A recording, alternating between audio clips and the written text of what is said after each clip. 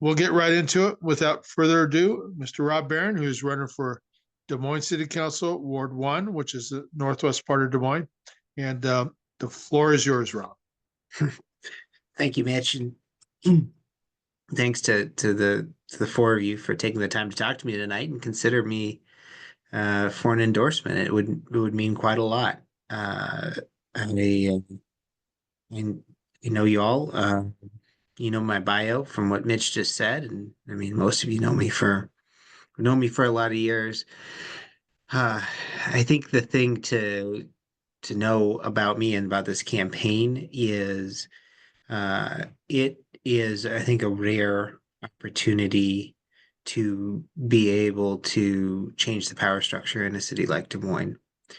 And let's face it, most of the folks that are running this city or this county, whether they're elected or non-elected, they don't look like the folks from the Iowa Unity Coalition.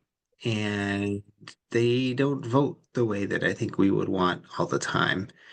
And I just don't think, more importantly, that they don't represent the all of the voices of the city of Des Moines.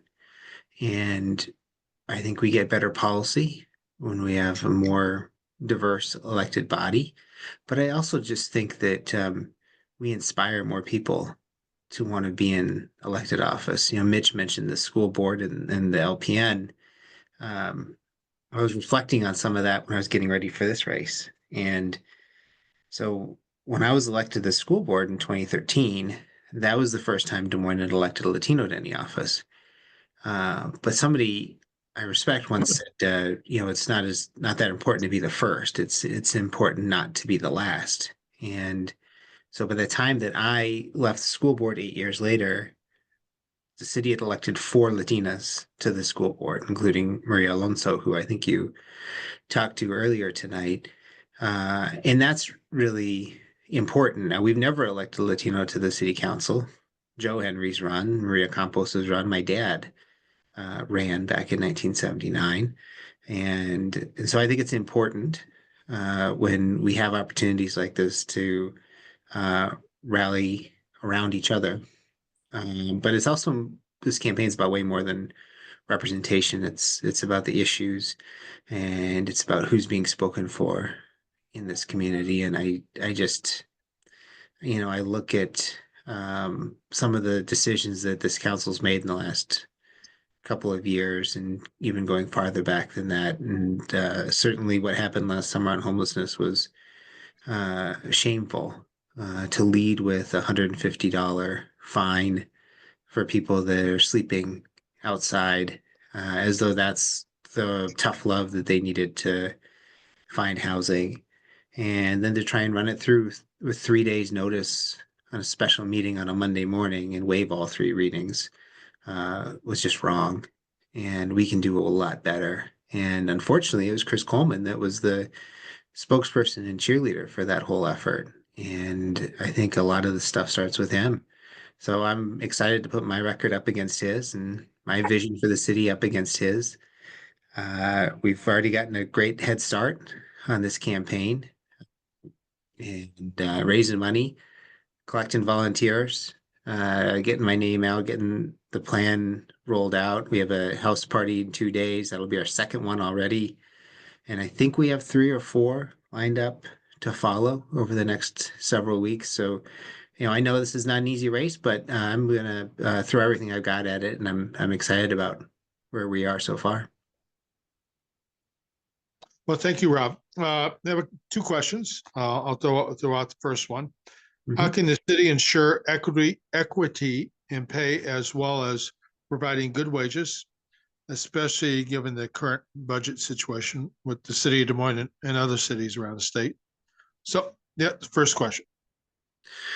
Sure. Well, I think I'm going to look at it two different ways, I guess. But, in terms of city employees, this is really where having, I think, an active Civil and Human Rights Commission is helpful, because it's a lot of times it's people from protected classes who are the ones that are going to lose out in terms of pay and benefits. And so having um, both a strong and vibrant Civil and Human Rights Commission, and I think we're going backwards in that regard.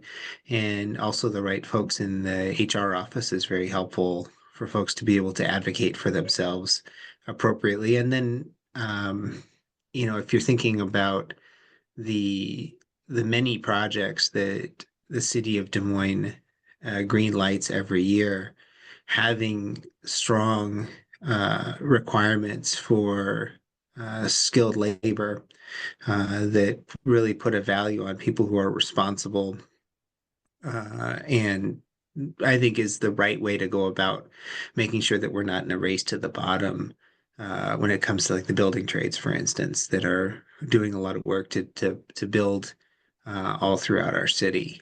And all this stuff comes back to the people that you put on the city council.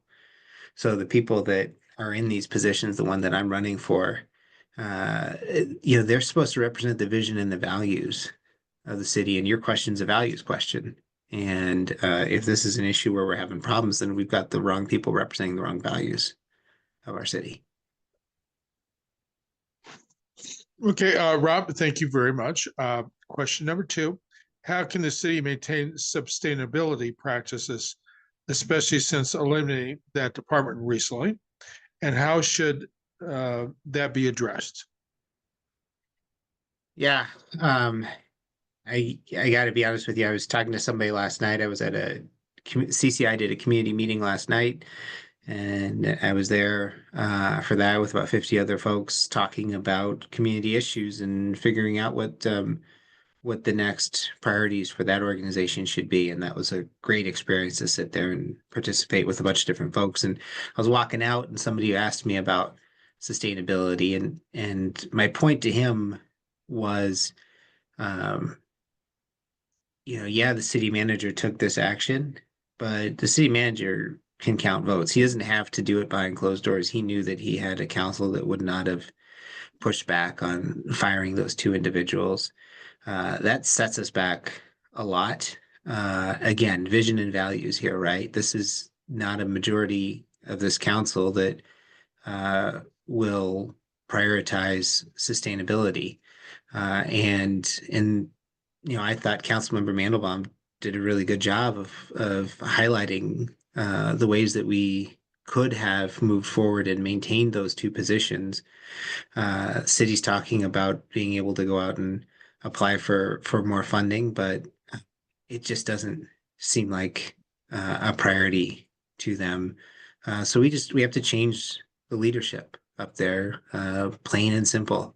And I've known Josh for a number of years. I respect him, and I respect his voice on these issues, and we'll look forward to working with him to bring sustainability back as a priority in our community. And it's personal for me. Mitch, you mentioned I was worked for Next Gen for a year. We made climate and clean energy a priority in the 2016 caucuses.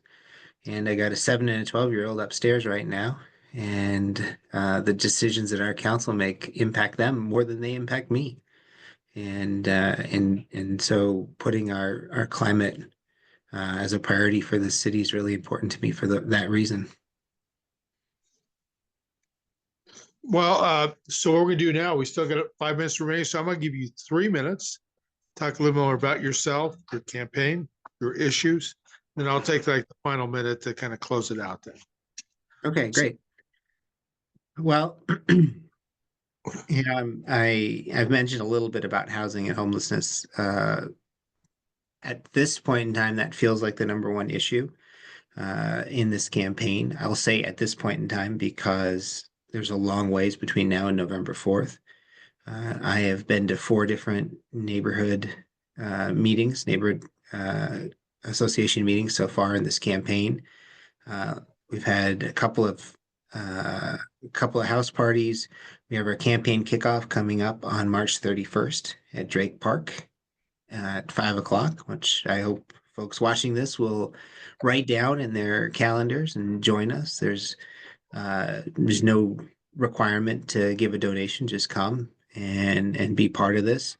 Um, I've got a long ways to go, a lot more people to talk to, and I look forward to figuring out what the issues are. When I was on the school board, the thing after coming working for Harkin for so long, going to the school board, which is nonpartisan, it was really refreshing because it's, these nonpartisan offices are problem solving. Really, they're not uh, partisan. You're not told how to vote based on the letter after your name. And so the issues then are not as partisan, and you have to go out and you have to knock on a lot of doors and you have to listen to people. And I did that 2 years ago when I ran for the seat and came close to knocking off Chris at that point in time. We knocked over 1,000 doors in 6 or 7 weeks. And I've got 6 or 7 months now to go beyond that. And so I think when you consider endorsements like this, you want to probably think about, who's a safe bet and all of that. And I get it. I'm taking on a guy that's been around for a long time. He can pull a lot of strings of power. He's going to have a lot of money. We know that. But I'm going to outwork him, plain and simple. And I'll raise the money to make sure we run a good race. But at the end of the day, it's the person that's going to go out and ask more people for their vote. And I am a very good bet there because I love door knocking, and I will be out aggressively uh, pretty soon here through 8 p.m. on November 4th. And I'm looking forward to that, and I'm looking forward to hearing what folks are talking about and filling out more of the issues based on the conversations I have with voters.